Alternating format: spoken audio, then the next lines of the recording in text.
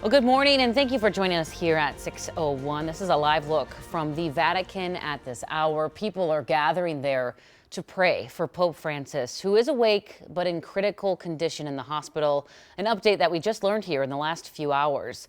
Audrey Russo is tracking the very latest from overnight. We're going to check in with her here in about 2 minutes, but definitely going to be a crowded spot for sure today. Again, thanks for joining us here in a 6 o'clock hour. Alicia Lewis, Jason Hackett has the morning off, but let's get out to John Ziegler for the forecast. John, 43 degrees. I know. You're not wearing a coat. I took it off. I was like, good for you. Thank you. I don't know. It's just 77 degrees warmer right now than last Monday. When you factor in the wind chill, it is great. I almost don't even have words for it. It was just good to see some neighbors and good to see people again. We just hibernate for 3 months, and really I just sit in an ice house for months at a time. Look at the past 20 hours. Hanging out in the upper 40s. Now, Minneapolis has more snow than like Carver County or Scott County, and that's where we already hit 50 yesterday. There's no snow down there. So temperatures today, I think, in the metro could get to 50 today. Big reason for that, we're way warmer now than we were even yesterday to start off the morning, 42 degrees and clear. So we'll get that nice sunshine in the morning, then we'll actually increase the clouds in the afternoon. So 30s to the north. Again, there's still snowpack up here, obviously in Brainerd and in St. Cloud. So you're not going to be as warm. You might not even notice. You might be at 45 instead of 55, but it's still going to be great. Clouds will funnel in here in the afternoon. We might see a sprinkle or two at 3, 4, or 5. I still think we should top 50 today. I'm going for it. 50 degrees on your Monday. CC. Good morning. Yeah, this warm up really helping the roads and getting rid of all those slick spots that I was talking about last week. But taking a big map look, things looking pretty great. I've only seen one traffic incident, not really seeing a lot of crashes this morning. Roads are great. I am seeing, though, in Richfield, there was some road work happening actually on 494 eastbound at Portland Avenue, but it looks like maybe a minute ago that just cleared, so all lanes are back open as you're heading toward Highway 5 or Mendota, so you shouldn't run into any slowing now, at least for right now. I'll let you know if that changes, because of course 494 can get super busy. When I do see you next, just after 6:15, we'll head over to St. Paul. Good morning. If you're waking up there's some road work happening starting at 9 o'clock, so I'll preview that for you. Alicia. Cece, thank you. We'll check back then. All right, back to our top story here at 6 o'clock. New details coming in right now from the Vatican on Pope Francis, who's in the hospital in critical condition. According to the Vatican, that he woke up just a few hours ago. And Audrey is joining us from the live desk. You've been tracking the latest from overnight. What are officials with the Vatican saying at this hour?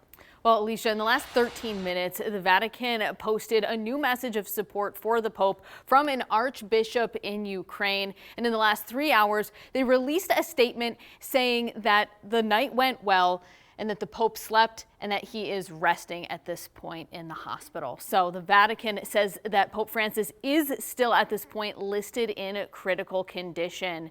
Now, the 88-year-old's double pneumonia case also revealed some mild signs of kidney failure in the last 24 hours. And the latest statement from the Vatican on his condition says that that situation is under control. His kidneys are under control at this point, but they say that the pontiff has not had any respiratory crisis since Saturday. So it really is a bit of a touch and go situation at this point. Now, I want to show you this. This is one of many drawings that's come in from across the globe wishing the Pope well.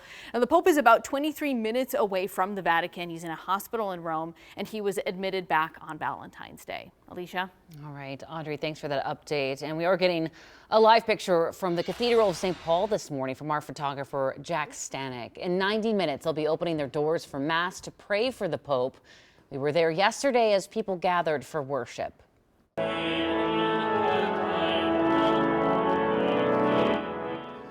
This was the turnout about 24 hours ago as people, of course, were gathering there to pray for healing for the Pope, and I'm sure it's going to be crowded once again this morning. We will be following the Pope's condition all morning long, both on air, online, and in KARE 11 Plus. Be sure to download our free KARE 11 Plus app for extended coverage, including a look back on the Pope's 2015 visit to the U.S. We are also tracking 3 stories developing at this hour, impacting people worldwide. Today marks 3 years since Russia invaded Ukraine. In the last 24 hours, Ukrainian President Volodymyr Zelensky announced he's willing to step down as president. During a press conference in Kyiv, the leader said he'd give up the post in exchange for peace or NATO membership. This comes as Zelensky and President Trump have been trying to work on a deal that would give the U.S. rights to Ukrainian minerals in exchange for continued American aid. In Israel, hundreds of Palestinian prisoners have yet to be released as part of the first phase of the ceasefire deal. Israel announced the delay until the release of the next round of Israeli hostages was confirmed and guaranteed to happen without, quote, humiliating ceremonies. Saturday, Hamas released 6 hostages, and Israel was expected to release 620 detainees, including 23 children. Germany has a new leader this morning. The leader of Germany's conservative opposition party, Friedrich Merz, won the election, but Germany's alternative far-right party had its largest showing at the polls since World War II. Germany's largest worries this election, the economy and pressure to curb migration. As you head out the door this morning, the woman accused of masterminding a massive pandemic funding fraud scheme will begin her 3rd week on trial. The trial for the former executive director of Feeding Our Future, Amy Bach, is going to pick back up at 9 o'clock this morning. Last week, 2 people who pleaded guilty in the case testified against her. We also learned of possible witness tampering. Leading prosecutor, U.S. Attorney Joe Thompson, telling the judge a witness to the scheme was approached in the hallway by another defendant awaiting trial. A live look from New York this morning, where the man accused of killing United Healthcare CEO Brian Thompson is awaiting his next court date in April. Luigi Mangione is facing murder charges in the state and federal charges. He wore a bulletproof vest Friday as he entered the courtroom. Many supporters gathered outside with signs saying "Free Luigi." The appearance was mostly procedural. Mangione is expected back in court April 9th. Developments overnight to a breaking story that we first told you in our 10 o'clock newscast last night. In the last 2 hours, we've reached out to Burnsville police for more details on a 2-hour-long standoff that has a man in custody this morning. Police were called to the scene off of County Road 11 last night for a mental health call. As police entered negotiations with a man inside the home, neighbors were told to shelter in place.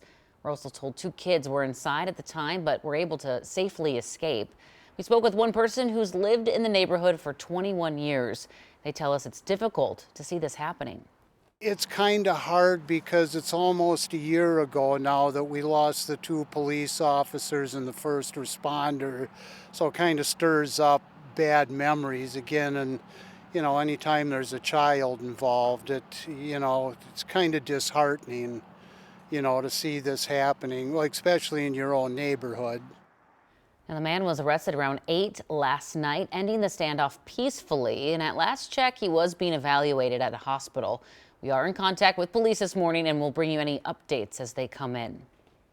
In the last 48 hours, Border Patrol agents from all over the country came to St. Paul to bury one of their own.